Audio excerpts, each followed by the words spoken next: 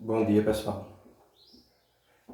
Nesse momento a gente vai ver, eu vou passar para vocês um pouquinho sobre as definições e a origem do termo arte marcial, tá certo? Já que nós estamos vivenciando conteúdo sobre lutas, a gente vai iniciar pela definição, tá certo? Então, a definição de arte marcial tem como forma de movimentação corporal com os objetivos de atacar, defender o adversário através de estratégias e métodos, tá certo? Com um propósito bem definido, que é a meditação, fortalecimento espiritual, que a arte marcial traz. Sabemos que as pessoas que são praticantes de artes marciais, eles têm uma certa doutrina a seguir. E quando eles saem dessa doutrina, o seu mestre chama a atenção deles. Então, por isso que a gente trabalha no termo arte marcial, utilizando o fortalecimento espiritual, através de meditação e de outros conceitos, tá certo? Então, sem finalizar a ideia de que o oponente não é seu inimigo. Nós não podemos entender que um oponente é um inimigo seu, e sim só apenas um concorrente, tá certo? Então, nesse primeiro momento, a definição do termo arte marcial significa a forma de movimentação corporal através dos objetivos de atacar, defender, utilizando de suas estratégias. Na origem do termo arte marcial, ele traz separadamente as duas palavras, dividindo em duas partes o termo arte e marcial. Quando ele fala o termo arte, aí ele vem se utilizar da plástica visual, a excelência do movimento, a expertise, ou seja, o especialista. Então, o praticante de arte marcial, ele se torna um especialista no que ele faz. E quando vai para a segunda parte do termo, que é o termo marcial, ele diz que provém dos deuses da guerra, transformado pelos romanos em deuses Marte. Excelência para a guerra. Então, seria mais ou menos um especialista, um excelente guerreiro. Traduzindo isso, seria um excelente guerreiro, excelência, e o especialista por ser bastante vivenciado a arte. Então, a partir de seus conceitos, da sua doutrina, e como a sua definição lá em cima diz que o fortalecimento da parte espiritual faz com que esse praticante se torne um especialista e tenha uma excelência na sua demonstração, tá certo? Mais à frente vocês vão ter, eu vou passar para vocês agora a respeito do que é das funções que uma arte marcial, que as lutas no geral, ela pode vir a ter. Então a luta, ela pode vir como função a prática esportiva. Esse seria o objetivo para o praticante de luta. Pode ser a competição, quando esse lutador, esse praticante de algum estilo de luta ou alguma arte marcial, utiliza-se dessa luta para ser um atleta de competição. Sucesso profissional, quando ele utiliza da luta para ser um professor na área de luta, tá certo? Onde ele vai explorar um campo bem maior da luta, se aprofundar nos seus conhecimentos para poder direcionar seus alunos à forma mais correta de utilizar dela, e a partir disso ele se torna um profissional de luta e recebe algum valor financeiro para que repasse esse conhecimento. Outros tem como uma função o ganho do status social. A gente conhece vários lutadores brasileiros ou de outros países que têm um status social muito grande por ser lutador ou por ter sido um lutador. Um exemplo disso nós temos o baiano Acelino Freitas, o Popó, que é um representante baiano e hoje tem um status social muito grande a nível nacional, entre outros, tá certo? A luta também ela pode ser utilizada como uma atividade física. Então, são pessoas que não têm objetivo algum de se tornar lutadores profissionais, de ganhar dinheiro com isso, simplesmente têm interesse de aprender a luta pela atividade física, pela melhoria da qualidade de vida. Então, eles procuram a luta para fazer dela uma atividade física. E a partir disso também é utilizada como função de promoção de saúde, um fator terapêutico. Então, pessoas se sentem de maneira satisfatória dentro da luta porque começam a perceber que a sua qualidade de saúde ela tende a melhorar com a prática da atividade.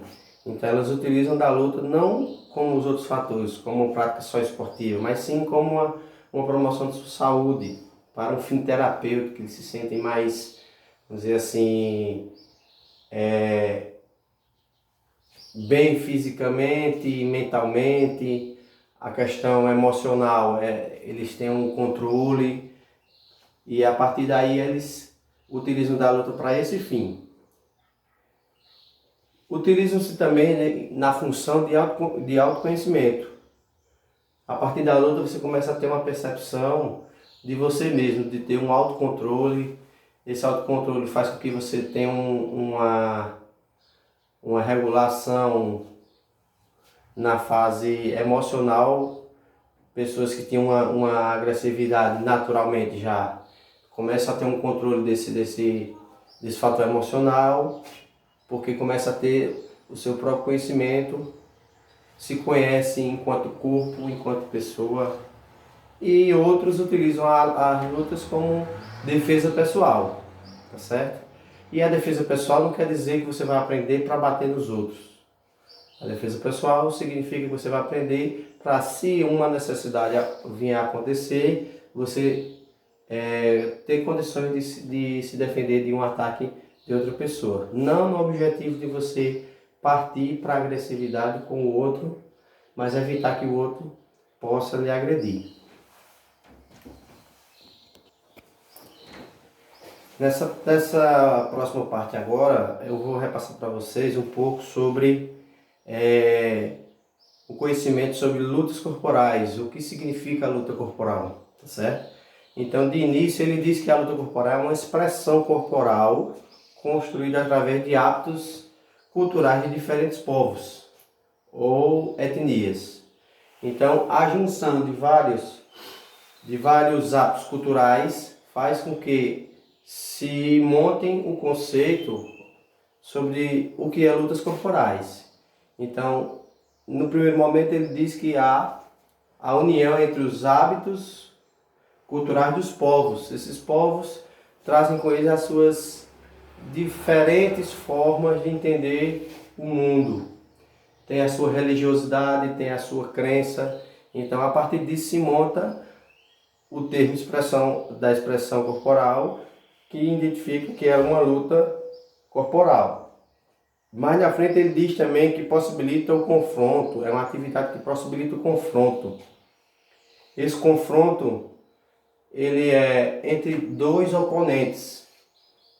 Quando a gente fala de lutas corporais, não pode ser definido como o confronto entre vários componentes ao mesmo tempo. Tá certo? Esses oponentes, eles são sempre em dois. Então, o confronto deve acontecer sempre dessa maneira, para se considerar que é uma luta corporal. Além disso, esse confronto ele vai se utilizar de técnicas, de estratégias, que são mediadas a partir de ações. As ações eu já tinha até repassado um pouquinho atrás do vídeo, que quais seriam essas ações? Seriam atacar, defender e o controlar o oponente. Então há momentos onde que, por exemplo, a capoeira em que momento que ela está em ação de controle. No momento em que os dois lutadores estão só na ginga, essa ginga significa que é a técnica utilizada para se controlar um oponente do outro. Então essa é a forma mais clara da capoeira, por exemplo, de demonstrar a ação de controle, tá certo? A ação do atacar, a gente pode pegar por exemplo, o golpe de boxe, um direto, um cruzado, onde o oponente que executa o golpe, ele está utilizando da ação de atacar. E ao mesmo tempo o oponente que recebe o golpe, que utiliza-se de uma ação de defender, exemplo da ação de defesa, é uma esquiva, tá certo? Uma esquiva, vamos dizer,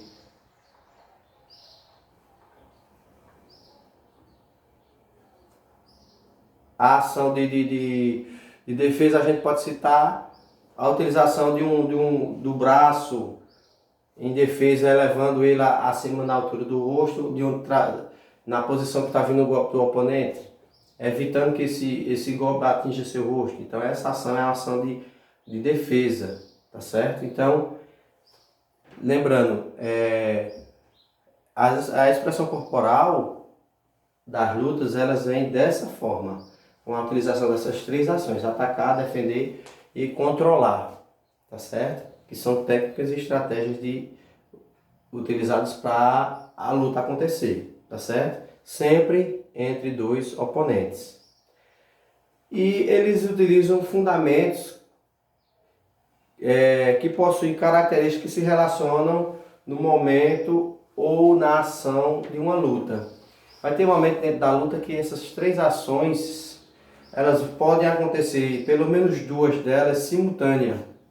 Ou seja, o ataque e a defesa acontecem ao mesmo tempo. Ao mesmo tempo que um oponente utiliza-se do ataque, o outro está se utilizando de um movimento de defesa. Tá certo?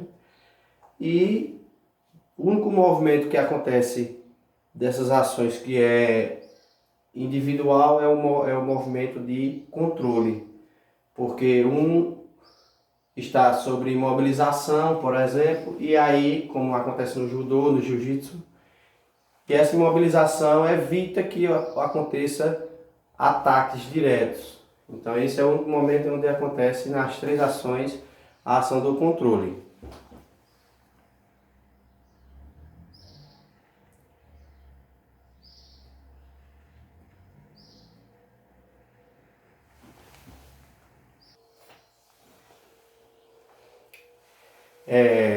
Continuando o que eu estava falando a respeito sobre as três ações de ataque e controle, eu vou passar para vocês características que identificam cada uma delas.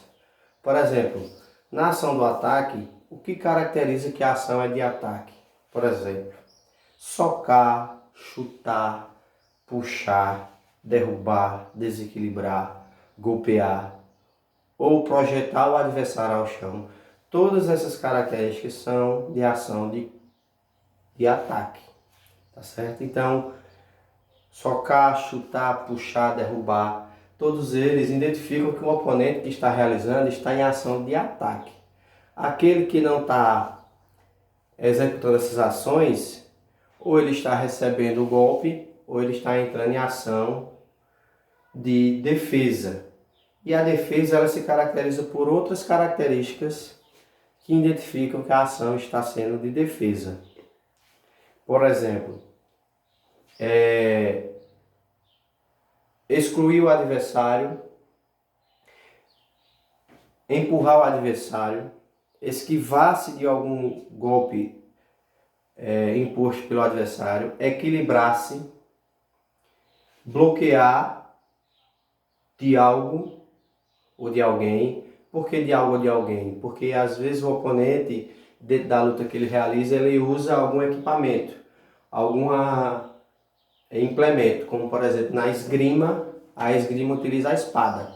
Essa espada, o oponente que realiza o golpe, o outro, para se defender, ele faz o quê? Bloqueia algo, ou seja, bloqueia a espada, executada a ação pelo oponente, mas ele bloqueia a espada.